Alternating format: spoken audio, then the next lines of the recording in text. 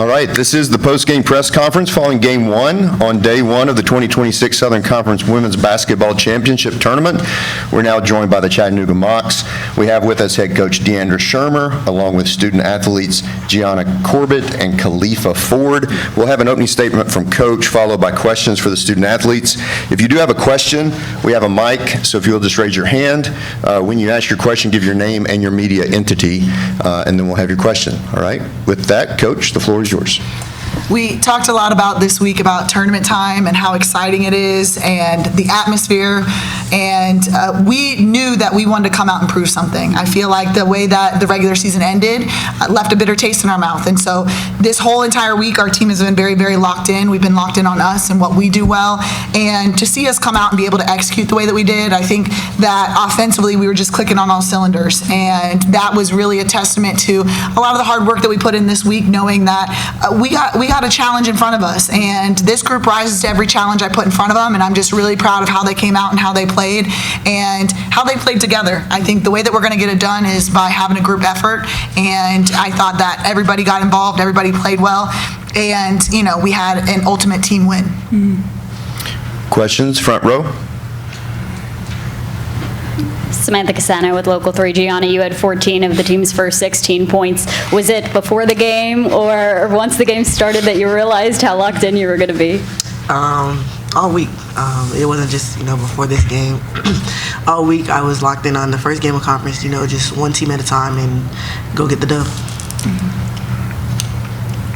More questions from the room? Fourth row. Mike, please. Thank you. Who's the MVP on the right there? This is my daughter, Eliana.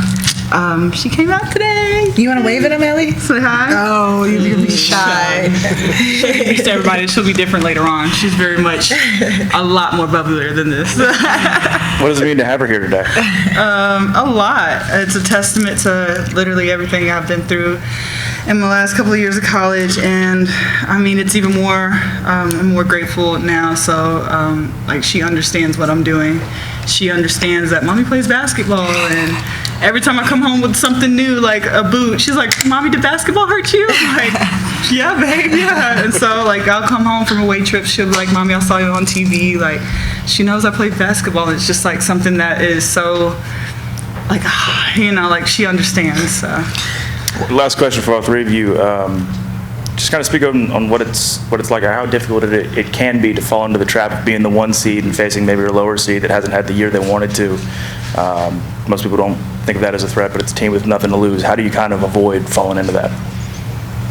I think it's understanding that we have a greater goal.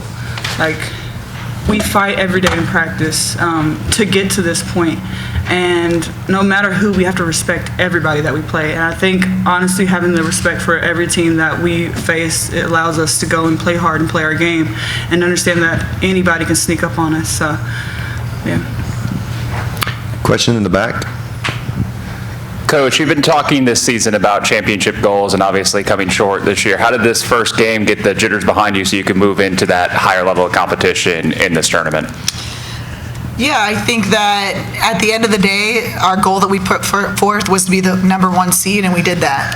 So we put ourselves in a position to really set ourselves up on the side of the bracket and be able to have the early game and all the things that come with the number one seed. And so we kind of had to regroup a little bit. Obviously, ending the way that we did, we had something to prove, and I always feel like I'm best when I got a chip on my shoulder, and I feel like our team is the same way.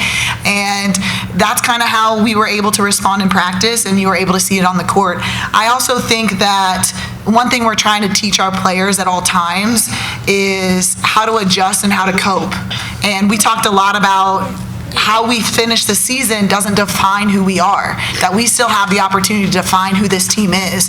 And I think they're really excited about that opportunity to do that. Front row again. Coach, the 13 threes, I believe, tie a program SoCon tournament record. What did you like about the way that you guys were knocking them down from beyond the arc? Well, we do a lot of things. They're called vitamins. So we shoot our vitamins every single day. We call them our vitamins because they're yummy, yummy, and we get them in every day, right, G? Yeah. And they help us grow big and tall. No, anytime that someone tells us a stat that we've set a record in the UTC women's basketball program, I'm shocked, because I feel like this program is such a staple in women's basketball. It has been there, done that for basically everything. And so for this group to understand that, yes, our expectations are high, our expectations are always high here at UTC, but we're still special. We're still different than any team that's been here. And whether that's, in the middle of the season setting a defensive record, or whether that's now setting an offensive record, this group has a lot of special pieces to it and a lot of special people, and I'm excited for them to make their own mark. Any other questions, front row? Gianna, I heard you say at the under 5 of the third quarter, we got to get stops. From that point on in the third quarter, you allowed 2 points, and then you allowed 14 in the fourth quarter, most of which came in those final few minutes. What did you like about the way you guys were able to continue to apply defensive pressure on Western?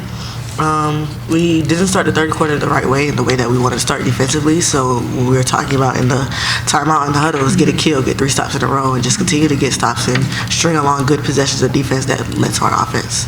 And we're just resilient. We're not gonna lay down to any challenge. Any other questions? I think that'll do it. Do you want to say something, Ellie? You want to say go Mox? You can do it. I'll say it with you. Ready? Go Mox. No? No. Okay. All right. That's fine. Okay. Thanks, Coach. Thank you. Thank you, guys. Thank y'all. Can I take